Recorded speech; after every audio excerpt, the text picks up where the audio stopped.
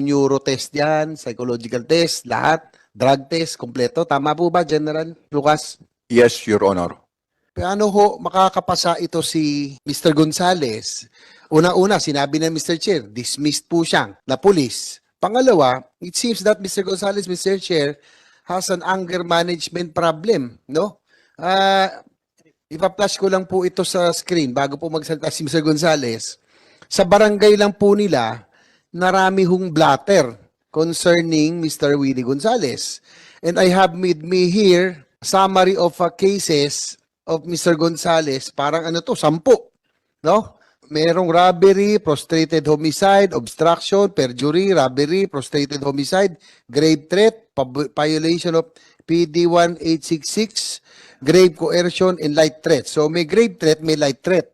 Ito pong nasa half screen po, Mr. Chair, are blatters, no, sa barangay po nila. Mukhang sa barangay nila, mukhang hindi rin maraming kaibigan si Mr. Gonzales. Siguro si Barangay Captain Kalma, kayo po bang barangay kung saan nakatira si Mr. Gonzales? Magandang araw po. Barangay Captain Berelio de la Cruz ng Barangay Quirino 3A. Saan banda yan? Saan banda yan, Kap? Sa Anonas po, sa Anonas? Quezon City. Doon nakatira si Mr. Willie Gonzales? Opo. Okay. Please answer Presidente, the niyo po- question of Senator JB. Meron po bang mga issue, talaga ito bang mga blatter na nakuha sa barangay? Sa inyo po yan? During my time po, way back 2018, nung naupo po ako bilang bagong barangay captain, during my time po, 3 lang po yung nakarecord sa amin. 3 lang. Opo. So yung bago ikaw, meron pang previous kasi 10 itong hawak ko eh. Hindi po sa akin galing. Hindi sa inyo. Pero yung mula nung naupo ka, Doon lang po ako. 3. Ano po yung mga kasong yun? Way back December 2001, ang ating pong complainant is Kagawad Raul Navera. Tungkol, Ang reklamo po is may tumawag po sa 911 or let's say 122 sa Quezon City. May tumatagas daw po na langis sa may Dawi Street. So agad naman pong sa pumunta ang ating mga kapulisan. At pagdating nga po doon, ang sinabi po ni Sir Wilfredo Gonzales ay pinagmumura niya si Kagawad Raul Navera na mga PI, bakit sila tumawag ng police. so yung kagawad mismo ang pinagmumura ni Mr. Gonzales? Ayon po sa nakasulat sa blatter. Sige. Pangalawa? Yung pangalawa naman po, ang complainant po ay si Janabel Mamarodlo sa taga Barangay Libis, Quezon City. Ang respondent po ay si Sir Willie Gonzales.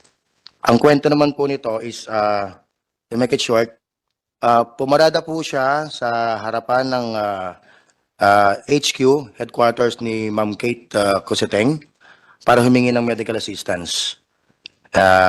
Pagdating sa harap, pinuntahan daw po siya ni Sir Wilfredo Gonzales at pinalipat niya yung motor. Humingi naman siya ng pasensya, bigla na lang daw po siyang sinakal, pati rin po yung anak niya na kasama po. At Sino yung sumakal? Yung anak ni Mr. Gonzales? ayon po sa nakasulat, si Sir Wilfredo po ang sumakal. Tapos nalaglag po yung cellphone ng tao. Nabasag po yung cellphone. So dalawa sila magkasama. Ayon po Sino sa yung anak? kwento. Anak Ayun ni po. Willie Gonzales. Opo. So sinakal siya. Opo. Okay. Yung isa naman po, February po, 2021 din po. Ang complainant po is Perfecto Pontanilla, BPS ako po. Noong time na yon, ang respondent po is si Sir Willie Gonzales. Pagdaan daw po niya sa dao, nakita raw po niya si Sir Willie sa oras na yon at may kinakausap si Ate Banji at nagsabi sa tao na sino ang nagbumorto ng CCTV sa barangay. Galit na patanong at may mura. At sinabi, pag natsyempuhan ko yan, patayan. Yun po, Your Honor.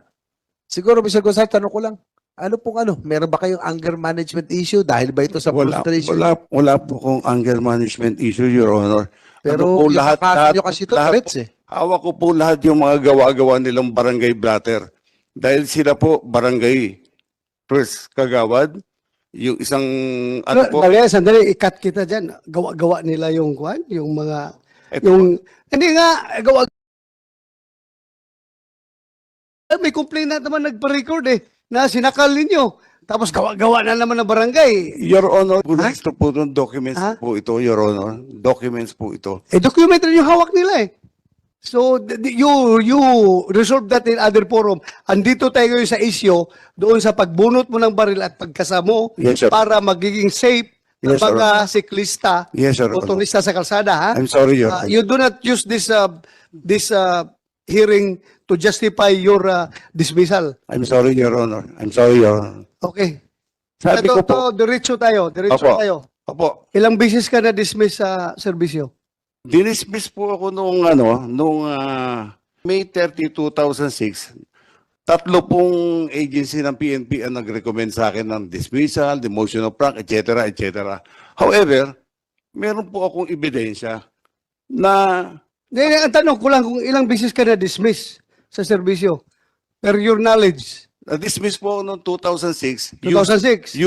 using June 1 decision na hindi naman po ma-authenticate. Wala ka nang, tanong ko lang kung ilang beses ka na-dismiss.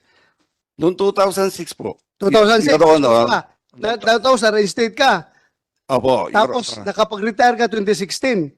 Opo, Your Honor. Kaya ka hindi na-promote siguro dahil katakot-takot Hindi, ang kaso kinakarap mo. Your Honor. Dami mo kaso dito. Your Honor, gusto ko sana ipakita sa inyo po ito para matulungan nyo ako. Ano? Tulungan yung pamilya ko. Bakit? Exonerated po ako nung dinismiss po ako eh. Ha? Exonerated po ako nung dinismiss po ako eh. Anyway, nandito, Mr. Gonzales, andito na Polcom. Kung justifiable talaga yan, by all means, that's your right. Sila nang bahala. Yeah, go ahead.